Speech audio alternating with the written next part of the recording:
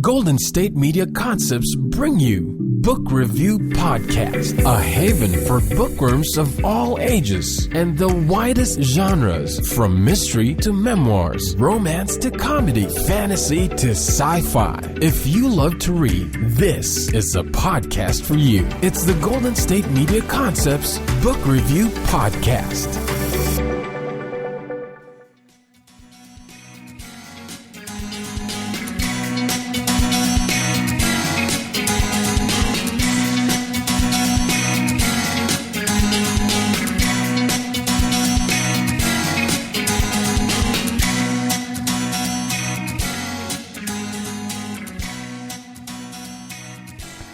Hello and welcome to the GSMC Book Review Podcast, brought to you by the GSMC Podcast Network. I am your host, Sarah, and I am happy to be with you on this Tuesday at the end of May. Hope you had a wonderful Memorial Day weekend, whether you got a 3-day weekend or a 4-day weekend or no weekend. Still hope you found some way to make it a good weekend. I did. My husband and I had a very lazy weekend.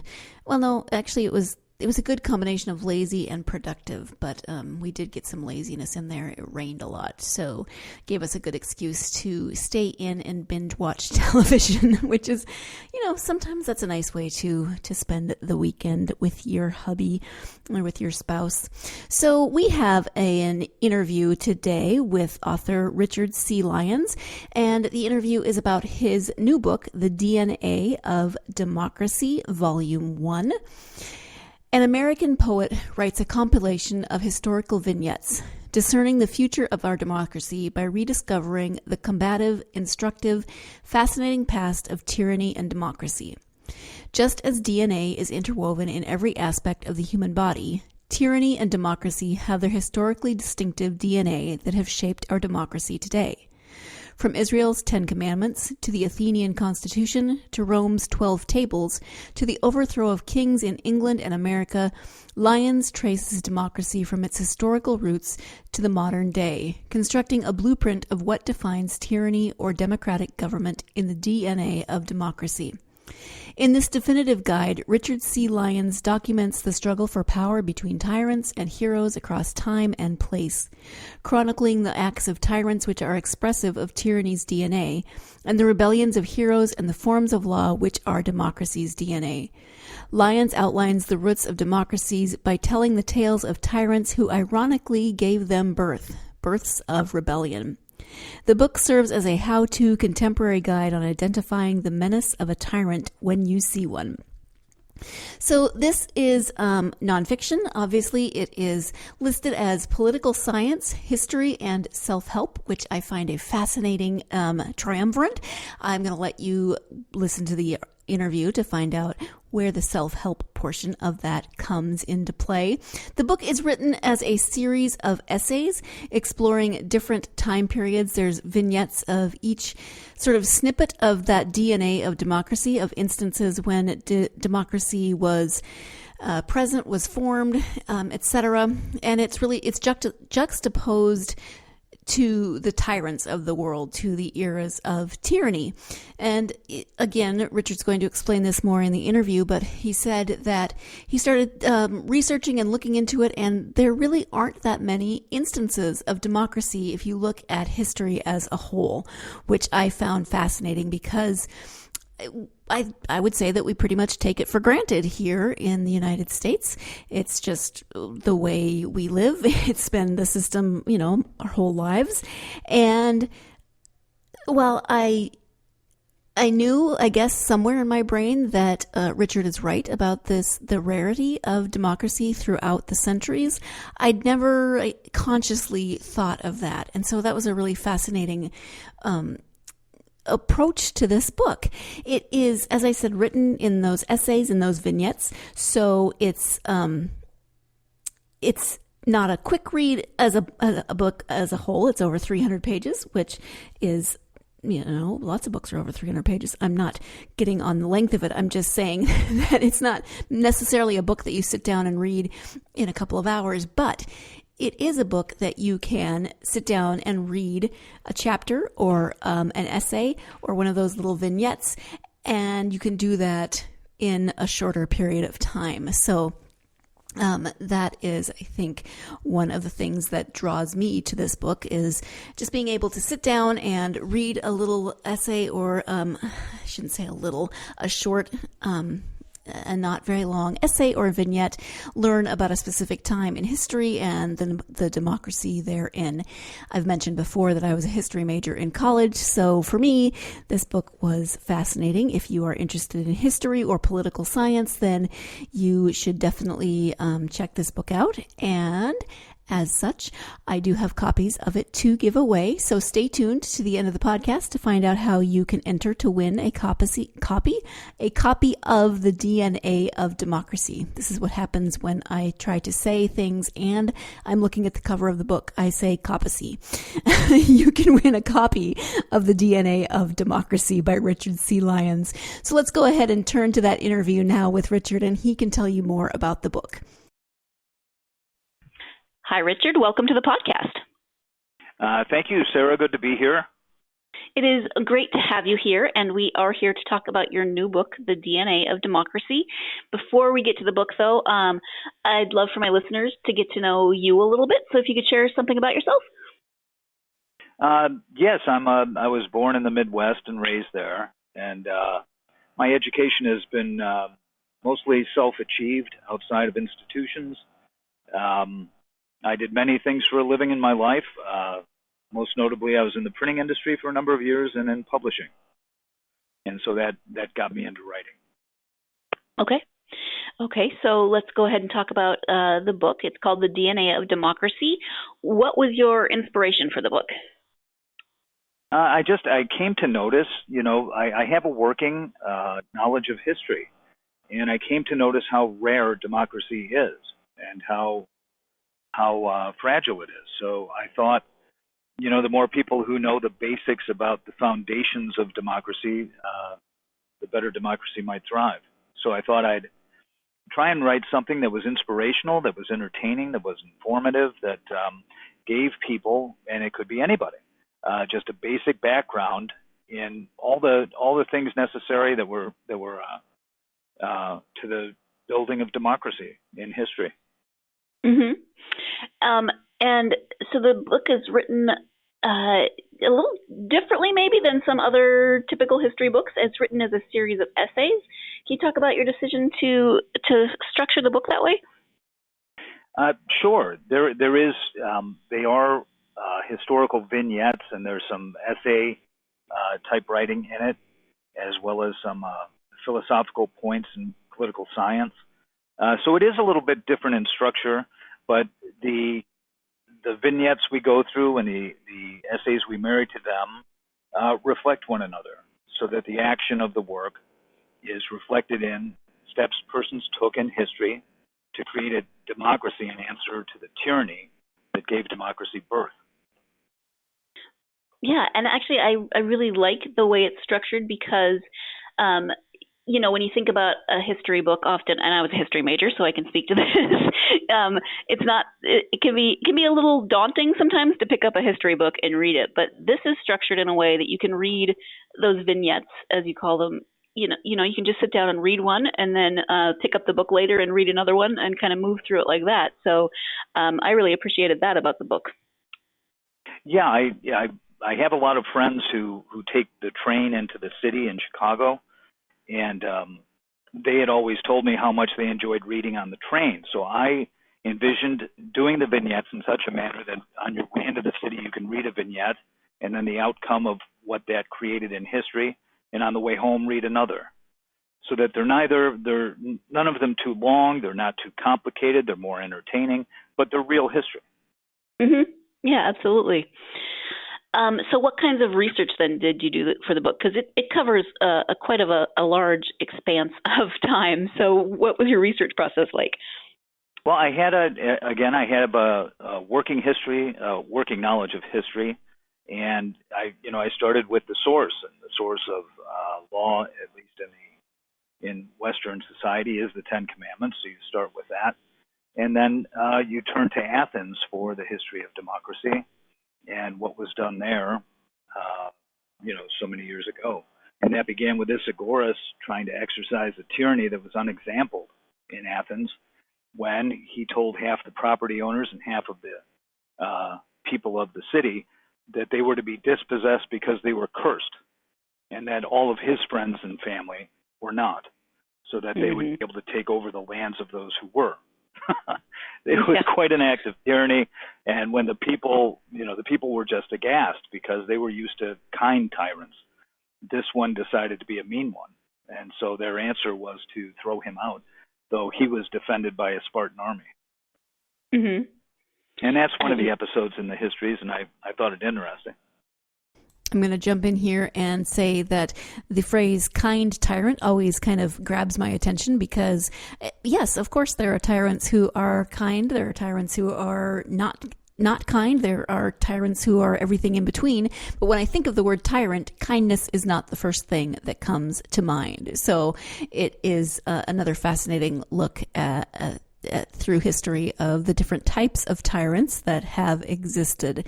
We are going to take our first break of the podcast. When we come back, we'll be talking more about the DNA of democracy. So stay tuned. You're listening to the GSMC Book Review Podcast, and I will be right back.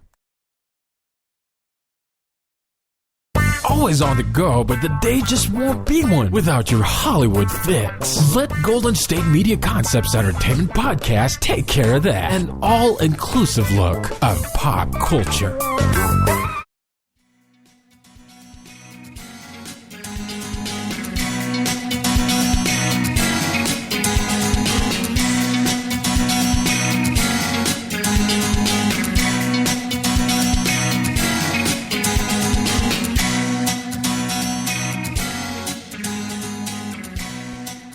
Welcome back to the GSMC Book Review Podcast. I am speaking today with author Richard C. Lyons about his new book, The DNA of Democracy. So let's go ahead and get back to that interview. You just said the phrase "kind tyrant," which I don't think a lot of people listening might think that is an oxymoron. So the book really does juxtapose tyranny and democracy. Can you talk a little bit about the tyranny side a little more? Well, the tyranny side, it is what I call the common keep of humanity, and it's been exercised since the days of the pharaohs, when a pharaoh controlled literally everything. And you can see it today in Cuba. You can see it being attempted in Venezuela, though there's many rebellions there. You can see it done in China, where a person or a party of people or an oligarchy controls all the machinery of state and all the machinery of commerce, and therefore you either are benefited by that tyrant or you are dismissed, and you're not cared for or cared about. You're just a tool. That's the basic difference between state governing a country and a country that is a democracy is one based on each individual doing what they would to benefit themselves, to better their lives, as opposed to a government saying, I want you to succeed, and because you will be my friend, you will continue to succeed. And the converse of that is, if you are not my friend and you don't do what I'm telling you to do, then you're the enemy, and you'll be treated like that. Right. So it's a basic difference. Absolutely. Is there a particular essay or a time period that you studied during your research that caught your attention, more than some of the others? Well, I came upon a young couple during the American Revolution that I thought were very interesting, and it was Henry and Lucy Knox. And they were a young couple in Boston. Her family, Lucy Knox's family, was very loyal to the British, believed in all things British and in the Empire. But she witnessed with her husband Henry the Boston Massacre, and they noticed how things were changing in the lives of their friends who were not so allied to the British. They owned a bookshop which was a favorite of the Tories in that they had collections brought over from England specifically. So it was a prized bookstore. It was frequented by the upper echelons of British society. And Lucy, because she saw what was going on in Boston outside of her family's loyalties and outside of British sympathy, decided with Henry in a night to abandon the bookshop, abandon their very nice home, their affluent life, her family, and go over to the rebel side, having no experience of being a rebel. And what happened from there was that Henry Knox, who was a bibliophile, had studied engineering with regard to the military. And so he was put in charge of the mission to take Ticonderoga's weapons and move them to Boston to get the British out of Boston and their occupation. And he was able to do it in one of the greatest logistical feats of the war. But during the period when they were exiled from their bookshop, Lucy didn't have a dime. So she was in the rebel camp without a family, without a home, without an occupation. I thought the sacrifice of that example was just remarkable. Mm-hmm. Yeah, that's really interesting. And I actually feel like I just read, but I feel like in the last couple of years I read a historical fiction book that had them as minor characters. I'll have to figure out what that was. They seem like a very interesting couple. Yeah, so the book, the reality go ahead. of what they gave up was something. Yeah, absolutely. The book has illustrations throughout. Can you talk a little bit about that and why you chose to include illustrations in the book? Yeah, I found a really good guy called Robert Venables through some research. And when you talk about government, it goes to architecture. It's the architecture of a government that rules your life. And so, or it's an architecture through which individuals rule themselves. And so the architecture of the pyramid came to mind because it is the symbol of the pharaoh in more than just what his burial ground is. It was their method of rule and the common method of rule of all tyrants, in that they put themselves at the very top. Everyone beneath is dependent upon them, and their force really works vertically, keeping everything, all the pressure going down to the ground. Whereas in America, something unique happened, and that was that all the subtler powers in society, having no government above them, when they settled in America, the powers of the family came through, the power of the individual, the power of enterprise, the power of associations such as educational and religious associations. Those took the fore, as opposed to having any tyrant above who dictated how they could build things. And so the structure in America became that of an arch as opposed to a pyramid. And an arch symbolizes an architectural structure held together by the interdependence of independent associations. Mm-hmm. Okay. Thank you. And did you work closely with the illustrator, or kind of just give the illustrator the ideas that you had for the pictures? And well, we worked very closely, but it was I had to relay to him the vision of what I was talking about, and he produced sketches. Then I approved a sketch, and then we fine-tuned sketches to finished product. Mm-hmm. Okay. On the back of the book, it lists the book under political science, history, and self-help, which I found really interesting. Talk a little bit about the self-help portion. Well, I thought that was fun, but it's really true. And that, in a democracy, the democracy affects all people individually, and all individuals affect the democracy. So you're really a part of the government. And what better help can you be to yourself than having a working knowledge of how to help the government, or your place under it, or within it, should say, not under it. Yeah. Yeah. So I thought it was fun, and I think it's very true. The more you know about democracy, the more you know about the system of government, the more you can help yourself. Right. And what's the saying? Those who don't know their history are doomed to repeat it? Right. Yes. That's true. So kind of piggybacking on that, what do you hope readers will take away from the book? Well, I hope they get a sense of all the sacrifices that were necessary to create democracy, and it's only been created very rarely in very few places at very few times in history, and it took enormous sacrifice to create it. As I say in the book, it's something like a recessive gene. It only crops up now and then, but the dominant gene for humanity has been tyranny. So I wanted to convey the sacrifice that was necessary to democracy's creation. I wanted to convey the cornerstones that are necessary to allow a democracy to continue and sustain itself. And I wanted to convey uses of tyranny and how that inveigles its way into human society. Let's go ahead and take our second break of the podcast. When we come back, we will be talking more about the book, more about Richard's other writings, writing in general, advice for aspiring authors, all of those questions that I like to be nosy and ask of my authors. Stay tuned. You're listening to the GSMC Book Review Podcast, and I'll be right back.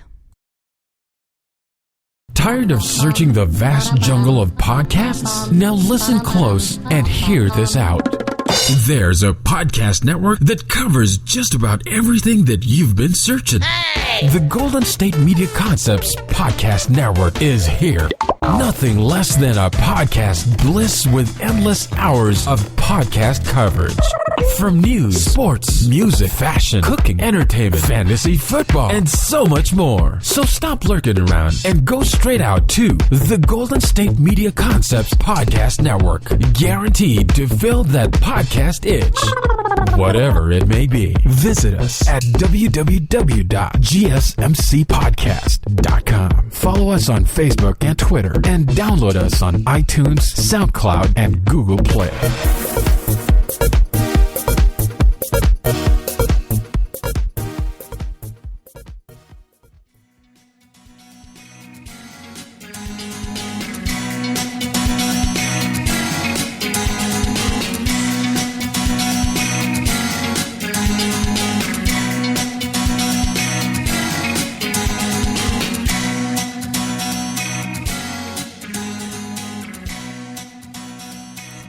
Welcome back to the GSMC Book Review Podcast and the conclusion to my interview with author Richard C. Lyons. And this is the first volume in a series. So what will the next volume explore? Well, the DNA of democracy sets the underpinnings for what democracy is and how it was built and its occasions in history.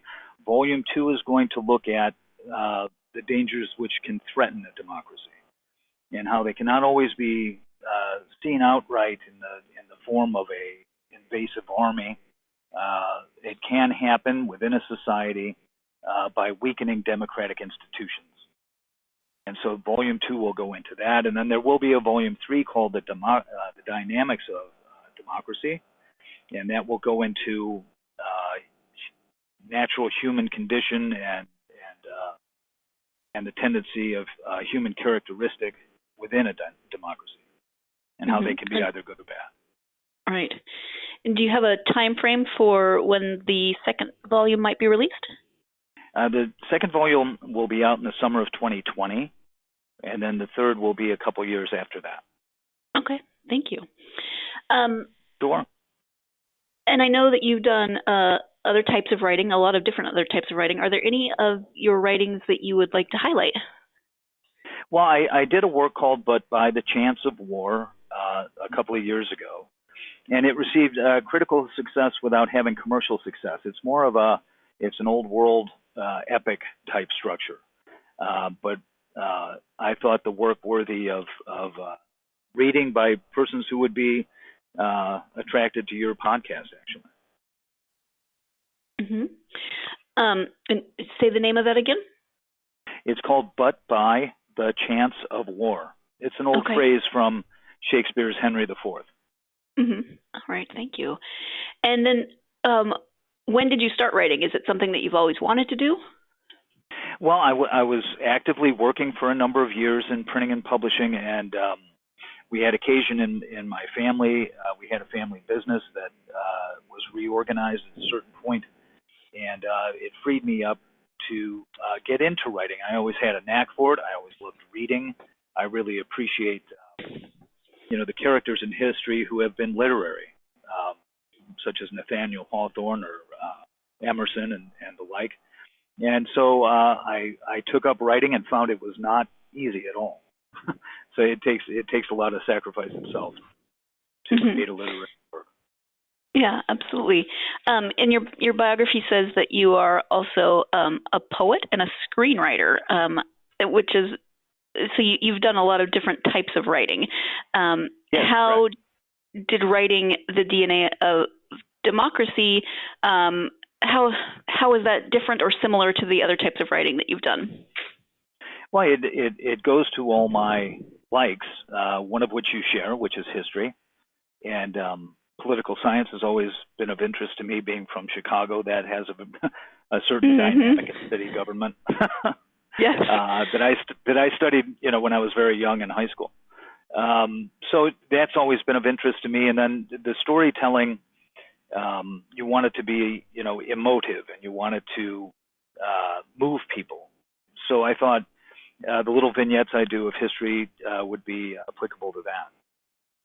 And it all worked. And from my poetical background, I was able to pick some very good quotes from noted authors and philosophers from history that I had in the vault of my researches. Nice. So then, out of your unique experience of writing and all the different types of writing that you've done, do you have advice for aspiring authors?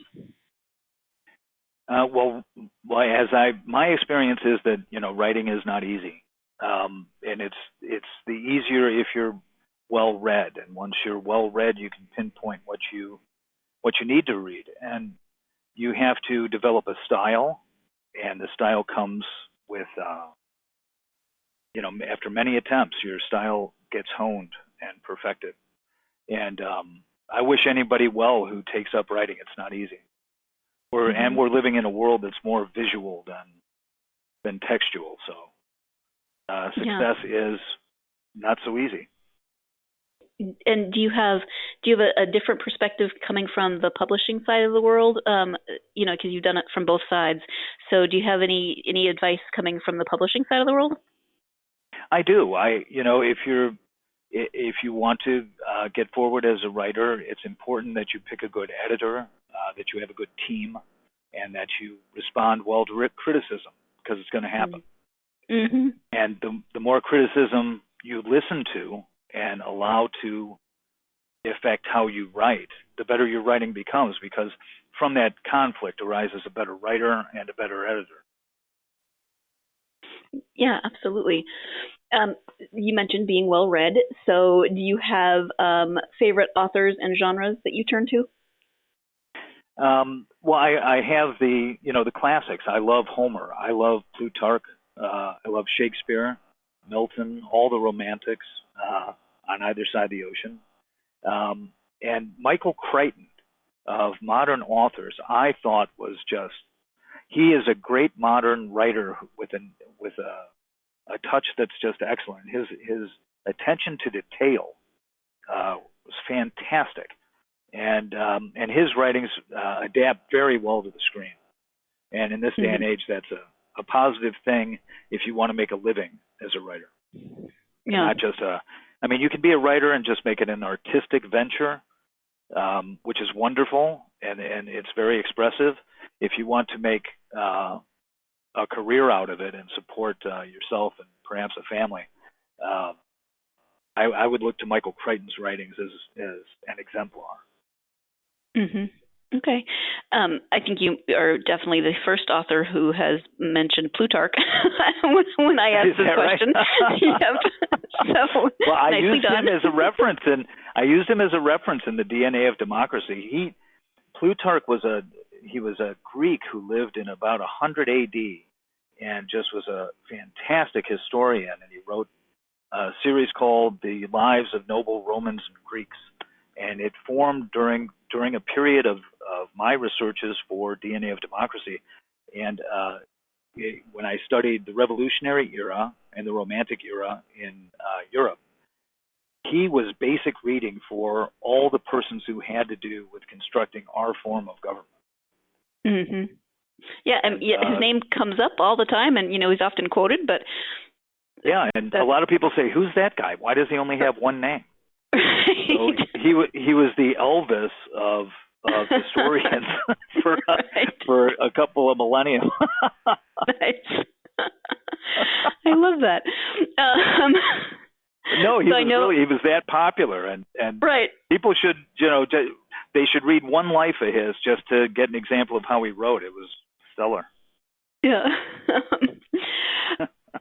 Sorry, now I have this image of people just like screaming and cheering as he comes on to some stage somewhere. And reaching for the peanut butter. Oh, jeez. Okay, so I know that you have a website, so tell people the website and where they can find you on social media. Oh, sure. The website is Lylea.com. It's spelled Lylea.com. And on there are my various works over time. And so anybody can visit that. And I also have a Facebook page. So if they search for Richard C. Lyons, they'll find me. And my works are available anywhere you look for such work. Okay. And we're coming up with an Audible book in the next week for DNA of Democracy. Oh, wonderful. Do you know who the narrator will be? Oh, no, I produced the Audible you did. book. Oh, and it's, perfect. Oh, yes. It's Eileen Stevens, and she is just an absolute professional and what a narrator. She just I listened through the book, and I thought I'd tire of it because I know it so well. I was glued. She's that good. And then we had Jay Lustek to provide a compliment, and he does some readings of all I call them masterpieces of democracy, and they're the works such as the Declaration of Independence or the Emancipation Proclamation. I had Jay do those readings because his voice lends to that. Yeah. Okay. Thank you. And you said that's coming out in a week or so? In about a week. Yeah, I should have it up on. It should be up by Tuesday. Okay. But we'll see. I have to make sure it comes up before I say that. You're right. So people can look for the book, or they can look for the audiobook, which is great. The audiobook, yeah. Yeah. I listen to a lot of audiobooks in the car, so. Yeah, and everybody, I have a number of relatives and friends, and I say, well, I'll get you a copy of the book, and they say, well, are you doing an audiobook? And I said, sure. And they said, well, I'd love to listen to that in the car or on the train. And I said, sure, I'll get you that instead. Yeah, wonderful. Yeah, it's becoming a dominant mode of learning. Yeah, I used to never want to do audiobooks. I always just wanted to read the book myself. But then as time became a factor, I've learned that I can supplement with audiobooks. So I've grown to love them. Yeah, you'd love this one. I hope you pick it up, Sarah. Yeah, I'm planning on it. So we've talked about quite a lot of things, different topics. Is there anything else that we haven't covered or that you would like to highlight that you'd like people to know about the book or writing? Well, I just hope everybody likes the book. I think it's very approachable. To speak of doing the Audible book, we had a crew in the sound studio, and when we finished up the work, everybody in the crew said, you have made this very approachable. I didn't know, a couple of persons said, we didn't know what democracy was really or what the history of it was. And the beauty of the book, I think, is it just deals with that narrow range and that one timeline of democracy. It doesn't have all the clutter of all the other histories of all these empires and things. It's very clear. It shows tyranny and it shows democracy and why the one is different from the other and why democracy is hard to come by and hard to keep. So I hope people take that away from the book.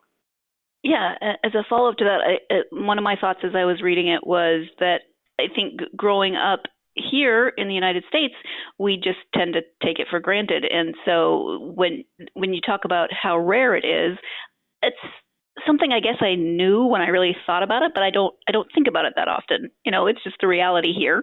So the rarity of it was really what jumped out at me from the book. Yeah, and that takes us back to the first question, what inspired the book? And that was it. I sat down one day, and I had just listened to an interview of someone, a college student, and they didn't seem to have a really firm grasp of what democracy was and why it was different. And then I thought, well, how often has there been democracy? And the number of times have been so few that they are remarkable. So I thought I'd put them together. Yeah, absolutely. Richard, I want to thank you so much for taking the time to talk to me today about your book. The book is The DNA of Democracy, and it's available now. It's available soon on audiobook. So thank you so much. Right. Well, thank you, Sarah. I appreciate your time. So thank you once again to my guest, Richard C. Lyons, talking about his book, The DNA of Democracy. Thank you, as always, to you, my listeners. If this is a book that you are interested in, I would encourage you to check it out. I would also encourage you to enter to win a copy of this book, The DNA of Democracy, Volume 1 by Richard C. Lyons. I know I've said it before, but I'm going to say it probably a couple more times before the end of the podcast. I just want to make sure you know the name of it. If you are interested in winning a copy of this book, all you have to do is go to our social media pages, the GSMC Book Review Podcast, Facebook, Twitter, or Instagram page. Those links are in the show notes, the show description of this episode. This episode is episode 156, Interview with Richard C. Lyons. So go to one of those social media pages, and we're going to make it a little different this week. Comment, as usual, to win a copy, but also make sure you like the post as well. So comment and like. I would love it if you would share the episode as well. That's always appreciated. But in order to be entered into the contest to win a copy of The DNA of Democracy, you need to comment and like this time. So thank you once again to you, my listeners. Thank you again to Richard C. Lyons for taking the time to speak to me about his new book. Hope you're having a great week so far. Join me again on Friday for another episode of the GSMC Book Review Podcast. In the meantime, get out there and get yourself lost in a good book. Thanks. You've been listening to the Golden State Media Concepts Book Review Podcast, part of the Golden State Media Concepts Podcast Network. You can find this show and others like it at www.gsmcpodcast.com. Download our podcast on iTunes, Stitcher, SoundCloud, and Google Play. Just type in GSMC to find all the shows from the Golden State Media Concepts Podcast Network. From movies to music, from sports to entertainment, and even weird news. You can also follow us on Twitter and on Facebook. Thank you, and we hope you have enjoyed today's program.